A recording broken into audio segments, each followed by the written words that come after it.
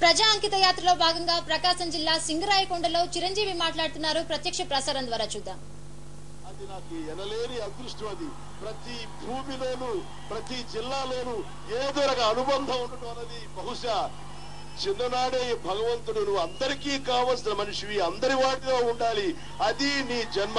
కాబట్టి ఈ అవకాశం నీకు దక్కుతుందని నాకు చిన్నప్పుడే రాసిచ్చాడేమో. కాబట్టి ఈ ప్రకాశం జిల్లాలో కూడా నేను ఇక్కడ అన్నం తిన్నాను, ఇక్కడ గాలి పీల్చాను, ఇక్కడ నీరు తాగాను.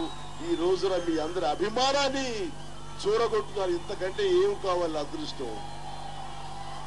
ఈ యొక్క అభిమానానికి, మీరు నా మీద పెంచుకున్న వాత్సల్యానికి ఈ రోజున ప్రతి ఒక్కళ్ళ బాధల్లోనూ వాళ్ళ కన్నీళ్లను వాళ్ళ కష్టాల్లోనూ పాలు పంచుకుని ఈ యొక్క బాధలు అధిగమించడానికి, ఈ సమస్యలు పరిష్కారం దొరకడానికి మనకి చిరంజీవి ఉన్నాడు.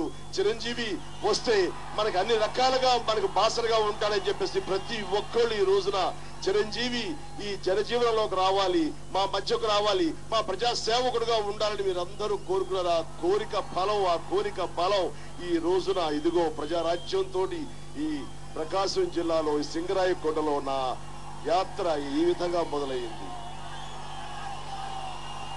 మహానుభావులు ఎంతో మంది ఇక్కడ జన్మ ఎత్తినటువంటి జిల్లాలివి. ప్రాణత్యాగం చేయడానికి సిద్ధపడి బుల్లెట్లకి చొక్కా చించి కాల్చు సభ అంటూ ఎదురు తిరిగిన ప్రకాశం పంతులు గారు నడిచిన నేల ఇది. ఆ మహానుభావుడు పేరు పెట్టుకోవడం అన్నది ఆయనకి మనం ఘనంగా సమర్పించే నివాళి.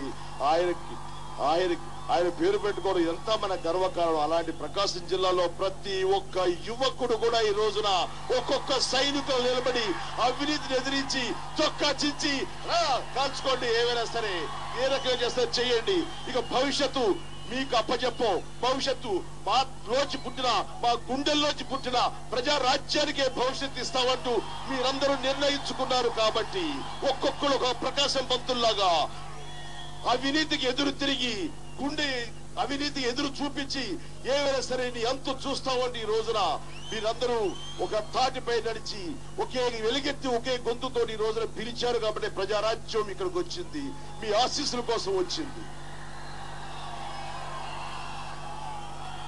ఈ రోజున కొత్త రక్తం రావాలి, కొత్త ధనం రావాలి.